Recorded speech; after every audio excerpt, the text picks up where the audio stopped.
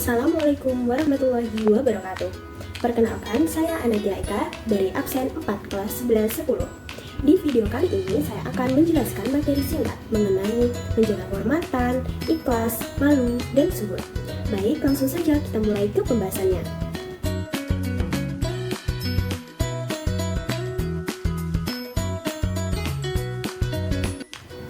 Menjaga kehormatan. Menjaga kehormatan dapat didefinisikan sebagai menjaga diri dari melakukan perbuatan-perbuatan tercela, termasuk perkataan yang dapat menyakiti orang lain dan perbuatan buruk yang berkaitan dengan syahwat. Disebut juga ifah. Ifah adalah suatu kemampuan yang dimiliki manusia untuk menahan dorongan hawa nafsunya.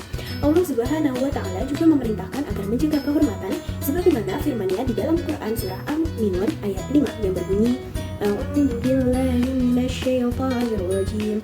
Bismillahirrahmanirrahim.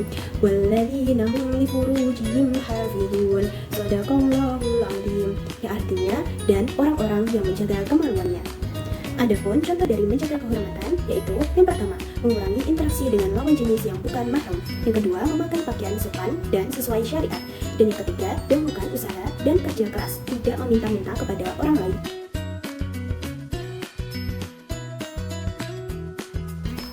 Secara bahasa, ikhlas artinya suci, bersih, murni, dan jernih. Sementara secara istilah, ikhlas artinya melakukan segala sesuatu termasuk beramal dan beribadah semata-mata hanya ingin mendapat ridho Allah Subhanahu wa Ta'ala. Lawan dari ikhlas adalah riya dan sum'ah. Riya artinya melakukan segala sesuatu dan diperlihatkan kepada orang lain dengan tujuan mengharapkan pujian dan pengakuan. Sementara sum'ah artinya melakukan segala sesuatu dan menceritakannya pada orang lain dengan tujuan mengharapkan pujian dan pengakuan. Seseorang yang telah melakukan hal tersebut dianggap juga melakukan syirik kecil karena telah menjadikan harapan kepada selain Allah Subhanahu wa Ta'ala. Allah Subhanahu wa Ta'ala berfirman di dalam surat Al-Bayyinah ayat 5 yang berbunyi, A'udzu billahi minasyaitonir rajim. Bismillahirrahmanirrahim. Wa ma umiru illa liya'budullaha mukhlishina lahu-d-din hunafa'a wa yuqimus sholata wa yu'tus zakata wa dzalika dinul qayyimah. Shadaqallahul azim. Artinya, mereka tidak diperintah kecuali untuk menyembah Allah dengan mengikhlaskan ketaatan kepadanya lagi hanif atau istiqomah, melaksanakan sholat, dan menunaikan zakat. Itulah agama yang lurus atau benar. Para ulama membagi ikhlas dalam 3 tingkatan, yaitu sebagai berikut. Yang pertama, ikhlas ahwazul khawas atau ikhlasul muhibin, yaitu mengharapkan ridho Allah Subhanahu wa Ta'ala dan ia tidak peduli apakah amal ibadah yang dilakukannya akan memasukkannya ke dalam surga atau neraka. Yang kedua, ikhlas khawas atau ikhlasul abidin, yaitu berharap Allah memberikan balasan di akhirat seperti dimasukkan ke dalam surga. Dan yang ketiga, ikhlas awam, yaitu berharap Allah memberikan balasan di dunia. Contoh penerapan ikhlas yang pertama, membantu orang lain tanpa mengharap imbalan. Yang kedua, memberi maaf tanpa syarat. Yang ketiga, menerima kritik dengan lapang dada. Dan yang terakhir, berbagi ilmu atau pengetahuan. Malu dapat didefinisikan sebagai sifat atau perasaan seseorang yang timbul untuk menjaga dirinya agar tidak melakukan perbuatan-perbuatan tercela yang tidak sesuai norma. Malu dibagi menjadi 3, yaitu yang pertama, malu kepada Allah Subhanahu wa Ta'ala, artinya melaksanakan perintahnya dan menjauhi larangannya. Yang kedua, malu kepada manusia, artinya malu dengan menjaga pandangan dan tidak melakukan maksiat serta dosa di hadapan orang lain. Dan yang terakhir, malu kepada diri sendiri, artinya malu melakukan perbuatan maksiat dan dosa walaupun sedang sendirian, sehingga tidak jadi melakukan hal tersebut. Seseorang yang memiliki rasa malu akan berhati-hati dalam ucapan dan perbuatan, sebagaimana sabda Rasulullah Shallallahu Alaihi Wasallam. An Abi Mas'udin, qala Nabi Shallallahu Alaihi Wasallam, Inna mimma adrakan nasu min kalamin nubuwati idza lam tastahi fasna ma syi'ta. Rawahul Bukhari. Artinya, dari Abu Mas'ud, Nabi Muhammad Shallallahu Alaihi Wasallam bersabda, sesungguhnya di antara apa yang didapatkan manusia dari perkataan atau yang disepakati para nabi adalah, jika kamu tidak malu, berbuatlah sesukamu. Hadis riwayat Bukhari. Contoh praktik malu. Yang pertama, malu apabila tidak melaksanakan perintah Allah Subhanahu wa Ta'ala, seperti meninggalkan sholat. Yang kedua, malu apabila melakukan maksiat. Yang ketiga, malu apabila lebih mendahulukan ilmu daripada adab. Yang keempat, malu apabila tidak jujur pada diri sendiri dan orang lain. Dan yang kelima, malu apabila tidak mampu menjaga kehormatan dan harga diri.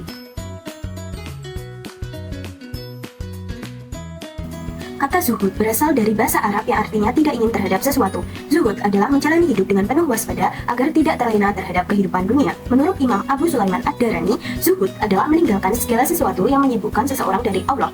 Menurut Imam Ahmad, zuhud dibagi menjadi 3, yaitu yang pertama, tingkatan awam. Orang yang awam menganggap bahwa zuhud dalam hidup adalah meninggalkan segala yang diharamkan. Yang kedua, tingkatan khawas, menganggap bahwa zuhud dalam hidup adalah meninggalkan segala yang diharamkan dan perkara halal yang melebihi kebutuhannya. Dan yang ketiga, tingkatan al-arifin, menganggap bahwa zuhud dalam hidup adalah meninggalkan segala sesuatu yang mengganggu dan membuatnya lupa dari mengingat Allah Subhanahu wa Ta'ala. Sebagaimana firman Allah Subhanahu wa taala di dalam Quran surah Al-Hadid ayat 20 yang berbunyi, A'udzu billahi minasyaitonir rajim. Bismillahirrahmanirrahim. I'lamu annamal hayatud dunya la'ibun wa lahwun wa zinatun wa tafakhurun bainakum wa takathurun fil amwali wal aulad. كمثل غيث أعجب الكفار نباته ثم يهيج فتراه مصفرا ثم يكون حطما وفي الآخرة عذاب شديد ومغفرة من الله ورضوان وما الحياة الدنيا إلا متاع الغرور صدق الله العظيم. Yang artinya, ketahuilah bahwa kehidupan dunia itu hanyalah permainan, kelengahan, perhiasan, dan saling bermegah-megahan di antara kamu, serta berlomba-lomba dalam banyaknya harta dan anak keturunan. Perumpamaannya adalah seperti hujan yang tanamannya mengagumkan para petani, lalu mengering dan kamu lihat menguning kemudian hancur. Di akhirat ada azab yang keras serta ampunan dari Allah dan keridhoannya.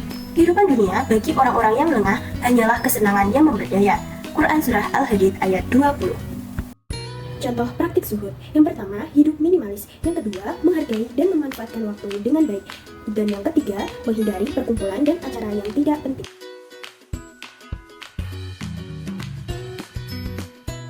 Mungkin cukup sekian video singkat dari saya. Kurang lebihnya saya mohon maaf yang sebesar-besarnya. Syukron. Assalamualaikum warahmatullahi wabarakatuh.